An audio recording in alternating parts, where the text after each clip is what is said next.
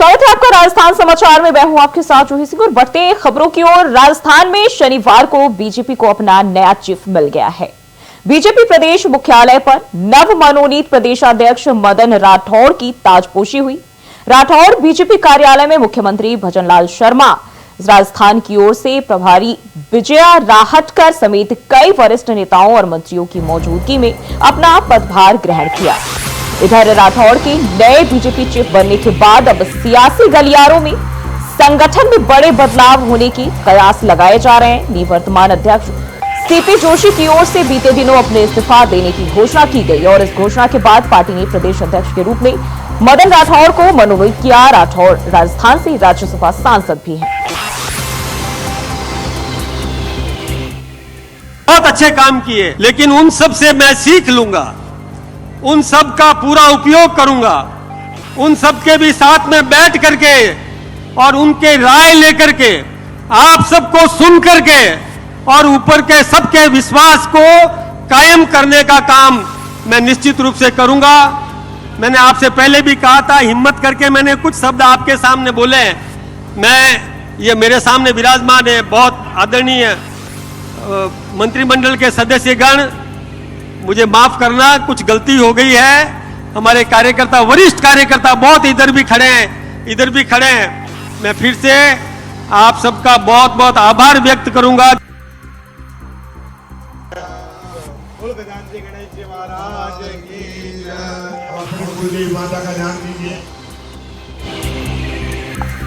जयपुर में भव्य स्वागत उनका किया गया और इसी खबर पर ज्यादा जानकारी के साथ कुलदीप सैनी जयपुर से हमारे संवाददाता हमारे साथ जुड़ गए। कुलदीप, अब मदन राठौड़ की ताजपोशी हो गई है, बीजेपी प्रदेश अध्यक्ष का पदभार जो है अब उन्होंने संभाल लिया है। क्या संभावना जताई जा रही है, आगे क्या बदलाव हो सकते हैं?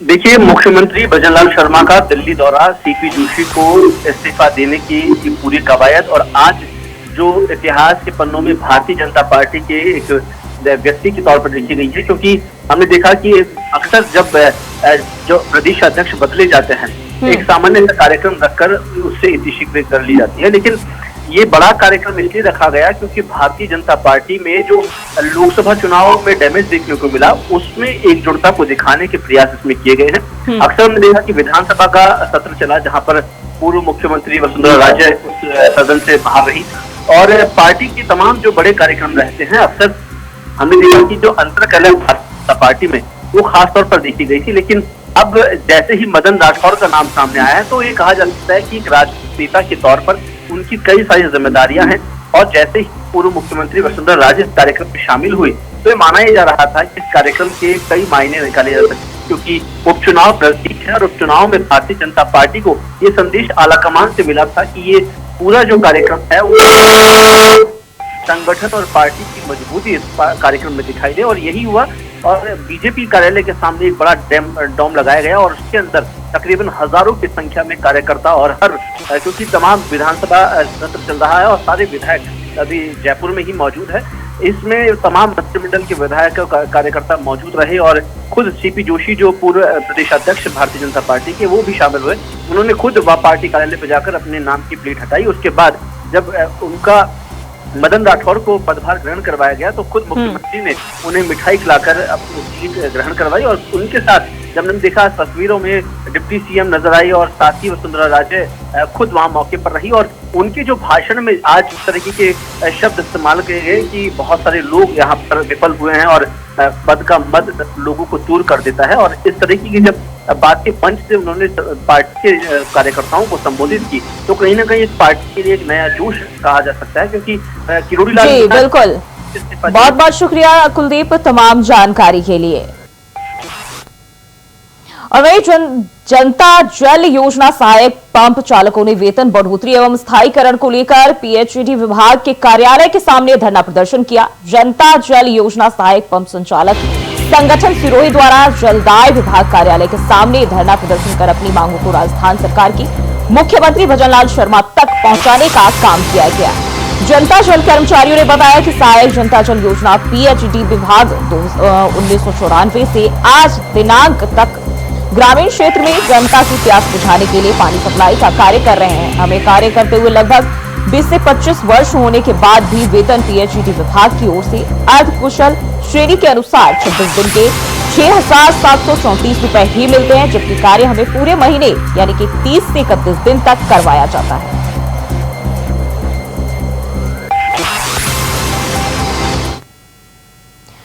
और वहीं सावन में कांवड़ यात्रा को लेकर जबरदस्त उत्साह देखने को मिल रहा है और इस दौरान कुछ जगहों पर हिंसा जैसी खबर भी देखने को मिली है। और इसी बीच धौलपुर कलेक्टर ने कांवड़ियों को लेकर एक आदेश जारी किया, जिसके बाद नया विवाद शुरू हो गया है। कलेक्टर ने उत्तर प्रदेश और मध्य प्रदेश से राजस्थान के सीमा में प्रवेश करने वाले कांवड़िए डीजे नहीं बजा सकेंगे और कांवड़ की ऊंचाई भी तय कर दी गई है।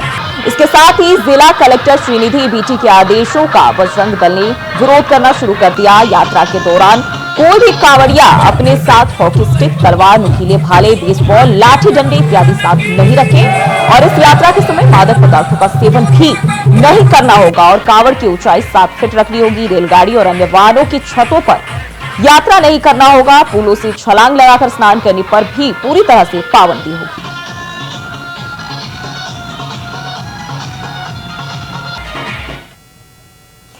और राजसमंद में विश्व की सबसे बड़ी शिव मूर्ति पर केंद्रित विवाद ने अब संसद में प्रवेश कर लिया है। भाजपा सांसद महिमा कुमारी मेवाड़ ने लोकसभा में धार्मिक स्थलों के व्यवसायीकरण और मनोरंजन केंद्रों में तब्दील होने के मुद्दे को उठाया है।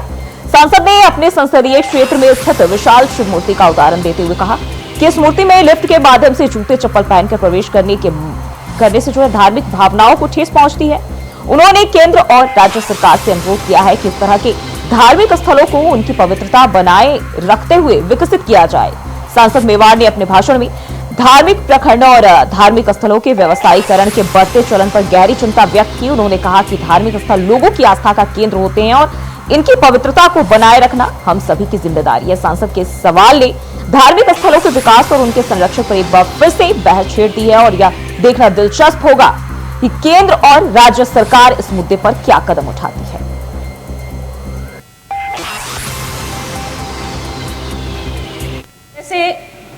चाहे केंद्र में हो चाहे स्टेट में हो, हम ये देख रहे हैं कि हर जगह धार्मिक स्थल हैं, उनको हमको धार्मिक स्थल की तरह ही रखना चाहिए। वहां पर मनोरंजन की व्यवसाय नहीं करना चाहिए। जैसा मेरे क्षेत्र में नाथद्वारा है, श्रीनाथ जी हैं, तो हम वो उसका एक इतिहास है, उसका एक संस्कार है, उसका एक धर्म है। हमको उसको उसके लिए पूजना चाहिए, चाहे बनारस हो, चाहे काशी हो, अरे काशी नहीं चाहे बनारस हो, चाहे अयोध्या हो, चाहे बद्रीनाथ हो। हमको जिसके लिए हम जाते हैं उसको पूछना चाहिए। दूसरा, मनोरंजन नहीं करना चाहिए। वहां पर सब सुविधा आप उपलब्ध करिए, पर नाथद्वारा में मंदिर तो है और साथ साथ में उन्होंने एक बहुत बड़ा अलग तरह का शिव जी का मंदिर, ऊंचा मूर्ति बनाई है जिसमें लिफ्ट से जाते हैं, चप्पल पहन के जाते हैं, अलग तरह की चीजें। तो मेरा आपसे यही अनुरोध है केंद्र और स्टेट से कि आप लोग धर्म स्थल को जो जैसा है उसी तरह रखिए, जो सबकी भावनाओं को चोट ना पहुंचे। और वहीं तिजारा के शेखपुर थाना अंतर्गत ग्राम रामवास झोपड़ी में बीती रात को घर में घुसकर चोरी करते समय मौके पर परिवार के लोगों ने भागते हुए चोरों में से एक चोर को मौके से पकड़कर पुलिस के हवाले कर दिया, जबकि दूसरा चोर भागने में सफल रहा। भागने वाले चोर की पहचान कर ली गई है। पकड़े गए चोर का नाम रोहित बताया जा रहा है। वहीं पुलिस ने मौके का मुआयना कर चोरी का मामला दर्ज कर जांच शुरू कर दी है। पुलिस पकड़े गए चोर से पूछताछ कर रही है।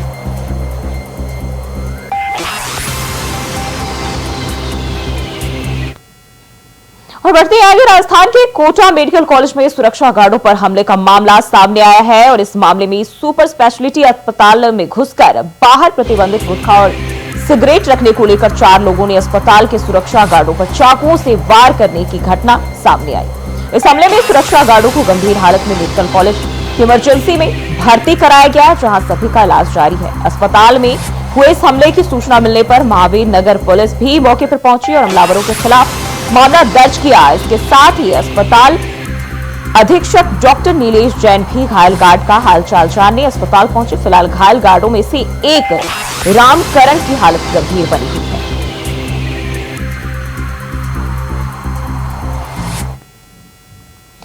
और वहीं कालीघाटी में स्थित प्रदेश का सबसे ऊंचा भीलबेरी झरना अरावली पहाड़ियों के ऊपरी हिस्सों में हुई बारिश से बह चला। शुक्रवार को भी दिन भर हुई बारिश जो इसके चलते शुक्रवार तेज बारिश होने से ही झरने में एकाएक जल प्रवाह हुआ। 182 फीट की ऊंचाई से गिरते हुए पानी के इस मनोरम नजारे को निहारने के लिए पाली, राजसमंद, उदयपुर और अजमेर सहित संभाग और प्रदेश के कई जिलों से यहां पर्यटक आते हैं। क्षेत्रीय वन अधिकारी और विजेंद्र सिंह जावी और वनपाल तुलसीराम मीणा ने बताया कि पिछली बार बिपरजॉय तूफान के चलते जून में ही झरना शुरू हो गया था और इस बार 46 दिनों के इंतजार से झरने में पानी का बहाव हुआ। झरने तक पहुंचने के लिए चलना पड़ता है पैदल। प्रकृति के इस दुर्लभ नजारे को देखने के लिए इस दुर्गम पहाड़ियों में करीब 4 किलोमीटर पैदल चलने के बाद गहन वन क्षेत्र में स्थित इस स्थल पर पहुंचकर इस नजारे को देखा जा सकता है। झरना शुरू होने के साथ ही देशी पर्यटकों की आवाजाही को ध्यान में रखते हुए वन विभाग की तैनाती की गई है। काली घाटी में स्थित प्रदेश का ये सबसे ऊंचा झरना है।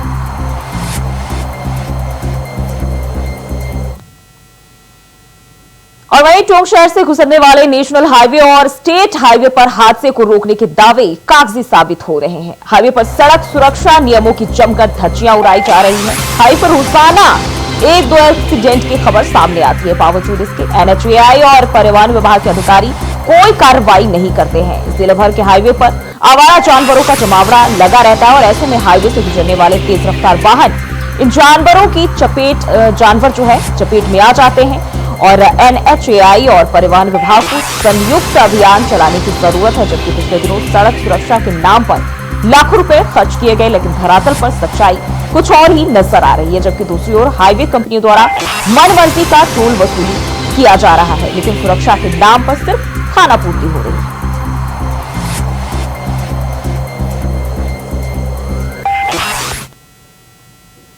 और बढ़ते हैं आगे। लोकसभा अध्यक्ष ओम बिरला 2 दिवसीय अपने संसदीय क्षेत्र कोटा पहुंचे। आज लोकसभा अध्यक्ष ओम बिरला ने कोटा स्थित कार्यालय पर आमजन से मिलकर उनकी समस्याओं को सुना और मौके से ही अधिकारियों को लोगों की समस्याओं को दूर करने के निर्देश भी दिए। कोटा बूंदी के ग्रामीण क्षेत्र से बड़ी संख्या में लोग कोटा पहुंचे और बिरला को अपनी समस्याएं बताई।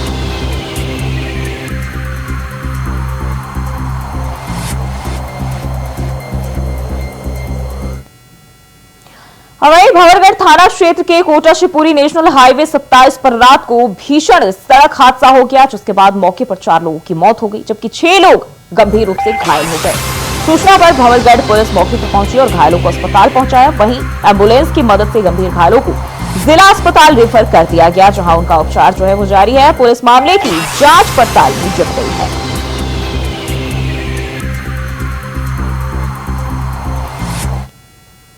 बढ़ते आगे। फलोदी जिले के झड़ासर गांव में कोर्ट जाने के दौरान बोलेरो में सवार अधिवक्ता पर जानलेवा हमला करने के मामले में सोमवार को 4 लोगों को गिरफ्तार किया गया है। आरोपी पक्ष से भी एक व्यक्ति के घायल होने के चलते परस्पर विरोधी मामले वो दर्ज है।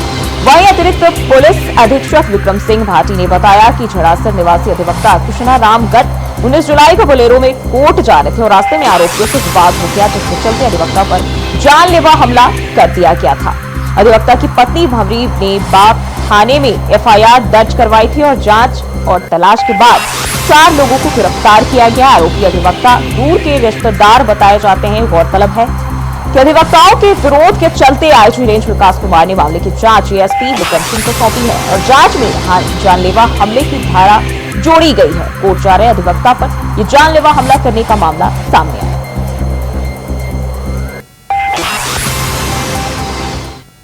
और वहीं राजस्थान में अब मानसून पूरी तरह सक्रिय हो चुका है और इस दौरान 1 सप्ताह तक प्रदेश के कई इलाकों में भारी बारिश की संभावना भी जताई जा रही है। राजधानी जयपुर में भी अभी बारिश का दौर लंबा चलने वाला है। मौसम विभाग के पूर्वानुमान के मुताबिक राजधानी में 16 अगस्त तक बारिश का दौर जारी रह सकता है। इधर मौसम विभाग ने 3 अगस्त के लिए मौसम का अलर्ट जारी है और इसके लिए आधा दर्जन से अधिक जिलों में येलो अलर्ट के तहत हल्की से मध्यम बारिश वो दर्ज होने की संभावना जताई है। मौसम विभाग के अनुसार राजस्थान के आधा दर्जन से अधिक जिलों में येलो अलर्ट जारी किया गया है। इसके साथ इन जिलों में मेघ गर्जन के साथ हल्की से मध्यम दर्जे की बारिश हो सकती है। इनमें जोधपुर, पाली, भीलवाड़ा, बूंदी, कोटा, बाड़मेर समेत कई जिले शामिल हैं।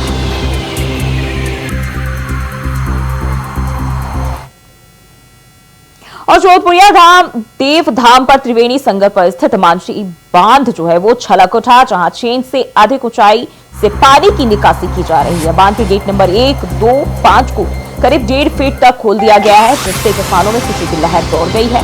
बता दें कि पीपलू खंड क्षेत्र के 29 गांवों के लिए मानसी बांध लाइफलाइन है। रबी सीजन में 6,985 हेक्टेयर जमीन पर सिंचाई को लेकर नहरों से जो है पानी मिलता है और इससे जो क्षेत्र के किसान हैं उन्हें काफी लाभ पहुंचता है।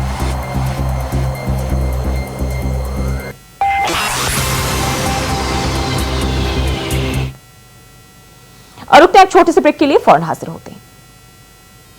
और ब्रेक के बाद स्वागत है आपका। बात करेंगे खबरों की। भीलवाड़ा में सूदखोरों का आतंक जो है वो थम नहीं रहा है। बीती रात तेज बिहार पटेल नगर निवासी एक 62 साल के बुजुर्ग मनोहर सिंह भाटी ने घर के बाहर लगे पेड़ पर फांसी लगाकर सूदखोरों से परेशान होकर आत्महत्या कर ली।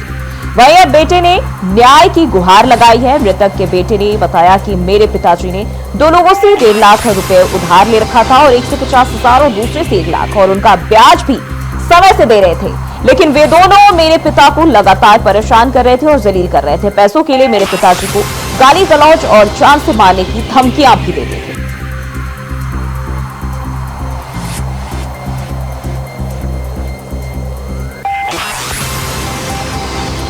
तो बेटे ने मेरे पापा ने किसी से पैसे ले रखे थे, 2 आदमियों से 1.5 लाख रुपए, एक से 1 लाख रुपए, एक से 50,000 रुपए ले रखे। उन्होंने उनका ब्याज दे रहे थे, लेकिन वो लोग बहुत परेशान कर रहे थे पापा को, बहुत परेशान करते, पैसों के लिए भी गए, टॉर्चर करते बहुत, रोज गाली गलौज करना, धमकी देना, कुछ ऐसे से कुछ मामला कर रहे थे उनके साथ। तो फिर उन्होंने क्या किया कि रात को 2-2:30 बजे के करीब घर से बाहर अपने पेड़ के नीचे फांसी लगा ली उन्होंने। कितने रुपए ले रखे? एक बेरूलाल गुज्जर है, उससे 50,000 रुपए ले रखे थे, और एक बबलू सांसी है, उसे 1 लाख रुपए ले रखे थे।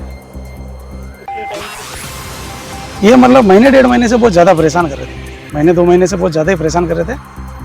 गाली गलौज करना, घर पे आना, लेडीज के सामने सबके सामने गाली गलौज देना, उनको परेशान करना। इसी कारण से उन्होंने सुबह रात को 1-2 बजे के करीब उन्होंने घर के बाहर पेड़ के ऊपर फांसी ली। मैं चाहता हूँ कानूनी कार्रवाई हो इनके साथ। और सफाई कर्मचारी भर्ती की मांग को लेकर अखिल भारतीय सफाई मजदूर कांग्रेस का राज्यव्यापी आंदोलन निरंतर 6ठे दिन भी जारी रही, जिससे शहर में सफाई व्यवस्था चौपट हो गई है। प्रदेश में पिछले 11 दिनों से चल रही है और झाड़ू डाउन हड़ताल को प्रतापगढ़ में भी आज 6ठे दिन जारी रही, जिसमें समस्त सफाई कर्मचारी, ठेका कर्मी, कचरा डिपर के सभी कर्मचारी निरंतर हड़ताल कर नगर परिषद के बाहर धरने पर बैठे हैं, लेकिन सरकार की तरफ से अभी तक कोई सुनवाई नहीं की जा रही।